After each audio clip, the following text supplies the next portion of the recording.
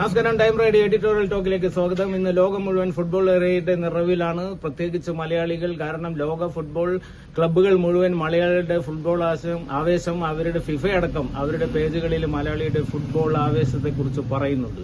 ഇതേ നിമിഷം തന്നെ നമ്മൾ പല താരങ്ങളോടും ആരാധന പുലർത്തുന്നത് അവരുടെ കളിമികവ് കൊണ്ടാണ്. മെസ്സി ആയാലും നെയ്മർ ആയാലും റൊണാൾഡോ ആയാലും. എന്നാൽ കളിമികവിനപ്പുറം ജനങ്ങളുടെ ഒരു പ്രത്യേകതയുണ്ട്. അദ്ദേഹം കളിമികവ് കൊണ്ട് മാത്രമല്ല ജനഹൃദയങ്ങളിൽ സ്ഥാനം പിടിച്ചത്. റൊണാൾഡോ ഏറ്റവും അദ്ദേഹത്തിന് പ്രിയപ്പെട്ടത് കോടികൾ വിലമതിക്കുന്ന വാച്ചുകളുടെ ഒരു ശേഖരമാണ്. അത് റോളക്സ് ഉണ്ട് അതിൽ, അതുപോലെ തന്നെ റിച്ചാർഡ് മില്ല് എന്നുള്ള കമ്പനിയുടെ ഉണ്ട്, പെറ്റക് ഫിലിപ്പ് എന്ന് പറഞ്ഞ കോടികൾ വിലമതിക്കുന്ന ഈ എല്ലാ കമ്പനികളുടെയും നിരവധി ബ്രാൻഡുകളുടെ ഈ നിരവധി കളക്ഷൻ അദ്ദേഹത്തിന്റെ കയ്യിലുണ്ട്. കോടികളാണ് അതിന് വില. അദ്ദേഹം പണം ചെലവഴിക്കുന്നത് മുഴുവൻ ഈ സമയം സൂക്ഷിക്കുന്ന വാച്ചുകളെയാണ്. പക്ഷേ ഒരു ദിവസം അദ്ദേഹം ഏതോ ഹോട്ടൽ മുറിയിൽ താമസിച്ചുകൊണ്ടിരിക്കുമ്പോൾ ഒരു വയോധികൻ നേരം വൈകിയും അദ്ദേഹത്തിന്റെ ക്ലീനിംഗ് ജോലി തുറന്നുകൊണ്ടിരിക്കുന്നു. അദ്ദേഹത്തിന് റൊണാൾഡോയെ കണ്ടപ്പോൾ പെട്ടെന്ന് തിരിച്ചറിയാൻ പറ്റി.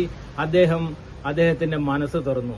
എന്തെങ്കിലും സഹായം ആവശ്യമുണ്ടോ എന്ന് റൊണാൾഡോ ചോദിച്ചപ്പോൾ സഹായത്തിനൊന്നുമല്ല, എന്റെ പേരമകൻ മെഡിസിൻ പഠിക്കുന്നുണ്ട്, പക്ഷേ ഫീസ് നൽകാൻ വഴിയില്ല, അതുകൊണ്ട് അദ്ദേഹം ആ കുട്ടിയുടെ പഠനം മുടങ്ങിയിരിക്കുകയാണ് എന്ന് പറഞ്ഞപ്പോൾ അടുത്ത ദിവസം തന്നെ റൊണാൾഡോ ചെയ്തത് അവിടുത്തെ യൂണിവേഴ്സിറ്റികളിലേക്ക് വിളിച്ചു. അപ്പോഴാണ് ഒരു കാര്യം തിരിച്ചറിഞ്ഞത്.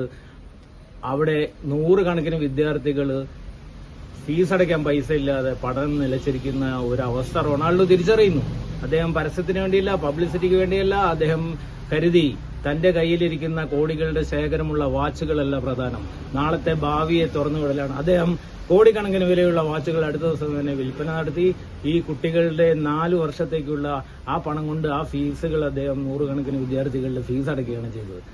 ഇതിനുശേഷം 4 വർഷത്തിന് ശേഷം ഈ വയോധികന്റെ പേരമകൻ ഈ റൊണാൾഡോയെ കാണാനെത്തി. റൊസാരിയോ, നിങ്ങൾ ഉണ്ടായതുകൊണ്ട് എനിക്ക് ഒരുപാട് പാവങ്ങളുടെ ജീവൻ രക്ഷിക്കാൻ കഴിഞ്ഞു എന്നാണ് ആ വെള്ള കോട്ടുധാരിയായ കൊച്ചു ഡോക്ടർ പറഞ്ഞത്. ഇത് തന്നെയാണ് ആ മനസ്സിന്റെ നിറവിലേക്ക് എത്തിച്ചത്. ഇന്നും റൊണാൾഡോ ആരും അറിയാതെ ഈ സേവനങ്ങൾ ചെയ്യുന്നു. കാരണം തന്റെ ബാല്യം റൊണാൾഡോയ്ക്ക് അറിയാം. അതിദാരിദ്ര്യം കൊണ്ട് സ്കൂളിൽ നിന്ന് പുറത്താക്കപ്പെട്ട റൊണാൾഡോയെ പിന്നീട് ലോകം ആരാധിച്ചപ്പോൾ ആ സ്കൂളിലെ മുഖ്യാതിഥിയായി എത്തുന്നത് റൊണാൾഡോയുടെ പേരുള്ള എയർപോർട്ടിൽ സ്വന്തം രാജ്യത്ത് ആ ഒരു കർമ്മം അദ്ദേഹത്തിന് ചെയ്യാനായത് ആ കഠിനാധ്വാനത്തിന്റെ ആത്മസാക്ഷാത്കാരത്തിലേക്കുള്ള മനസ്സൊരുക്കമാണ്.